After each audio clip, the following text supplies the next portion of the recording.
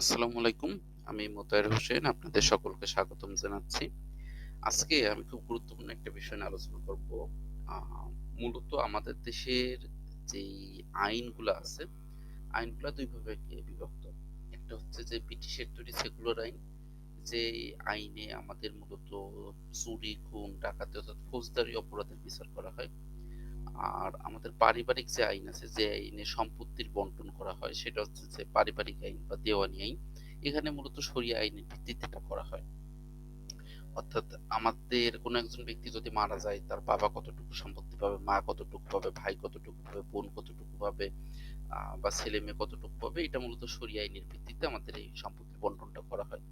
British যখন ক্ষমতা নিয়েছিল ১৭৫৭ তে, মূলত ব্রিটিশ ১৭০০ আ বক্সারের যুদ্ধের পরে ১৭৬৩ পরে ব্রিটিশ পূর্ণ ক্ষমতা নিয়ে নেয় এবং ১৭৭৩ এ সম্ভবত পুরো মানে একদম সম্পূর্ণভাবে ক্ষমতা নিয়ে নেয় আনুষ্ঠানিকভাবে। তো ব্রিটিশ ক্ষমতা নেওয়ার পরেও প্রায় ৭০-৮০ বছর এই দেশে শরিয়া আইন ছিল এবং শরিয়া আদালত ছিল। পরবর্তীতে ১৭০০ আ ১৮৩০ এর দিকে সম্ভবত ১৮৩৭ সালে ব্রিটিশ শরিয়া আইন বাতিল করে দেয় এবং সেখানে ব্রিটিশ আইন চালু করে। তো তারপর থেকে এদেশের আইন মূলত ২ ভাগে বিভক্ত। যেটা পারিবারিক আইন অর্থাৎ আমাদের বিয়ে কিভাবে হবে, ডিভোর্স কিভাবে হবে, তালাক কিভাবে হবে, এরপরে সম্পত্তির বন্টন কিভাবে হবে, এগুলা শরিয়া আইন অনুসারে করা হয়। শরিয়া আইনের ভেতরে হানাফি মাযহাব অনুসারে করা হয়। আর চুরির বিচার, খুনের বিচার, ডাকাতির বিচার এগুলা মূলত করা হয় আ ব্রিটিশের তৈরি যে সেকুলার আইন সেই আইন অনুসারে।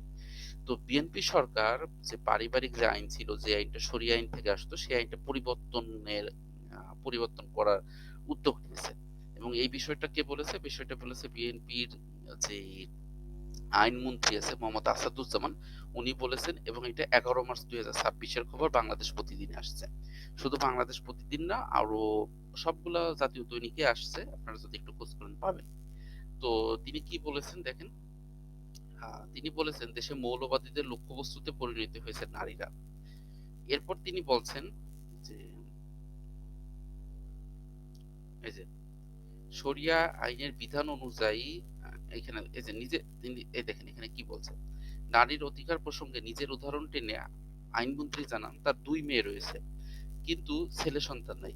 শরিয়া আইনের বিধান অনুযায়ী তিনি যে সম্পদ অর্জন করবেন তার সম্পূর্ণ অংশ তার মেয়েরা পাবে না। তাই বিকল্প আইনি ব্যবস্থা নিয়ে ভাবার প্রয়োজন আছে।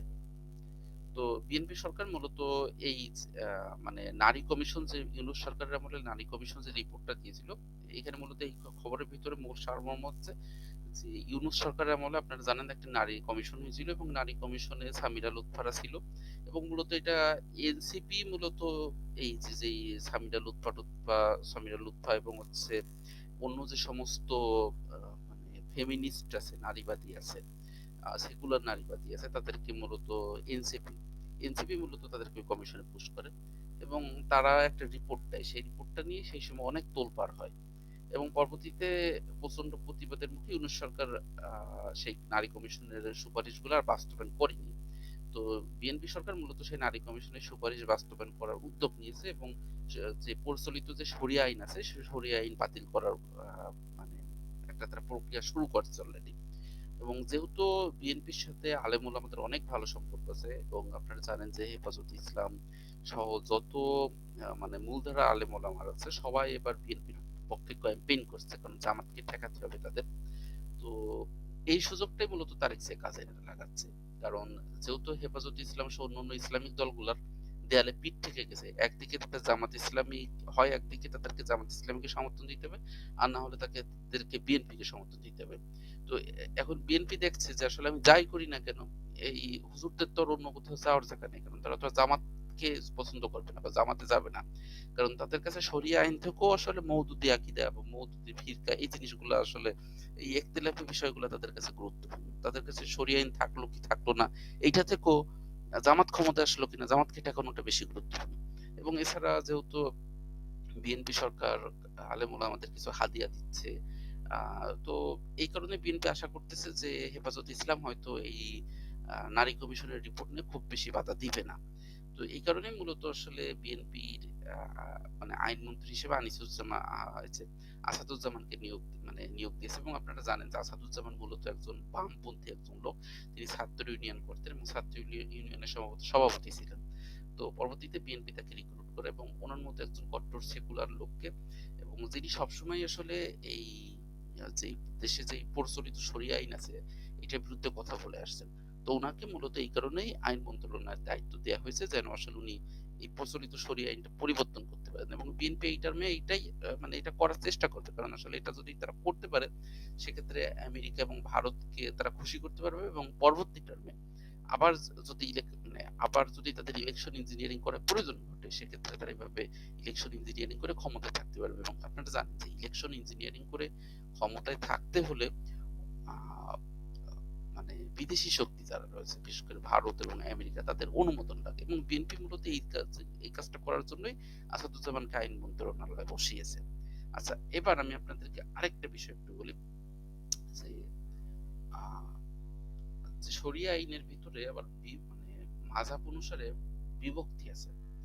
আমাদের সুন্নি হানাফি মাযহাব অনুসারে যদি কোনো ব্যক্তি মারা যাওয়ার পরে যদি তার মেয়ে থাকে এবং ছেলে সন্তান না থাকে তাহলে তার সম্পত্তির একটা অংশ ভাই পেয়ে যায়। আর অপরদিকে শিয়াদের জাফরি মাযহাব অনুসারে যদি কোনো মৃত ব্যক্তির সন্তান মানে শুধু মেয়ে সন্তান থাকে, ছেলে সন্তান না থাকে, সেক্ষেত্রে সমস্ত সম্পত্তি মানে মেয়ে সন্তান পায়, সেক্ষেত্রে ছেলে সন্তান কোনো সম্পত্তি সেক্ষেত্রে ভাই কোনো সম্পত্তি পায় না। তো আপনারা যারা সম্পত্তির হিসাব নিয়ে ঝামেলায় থাকেন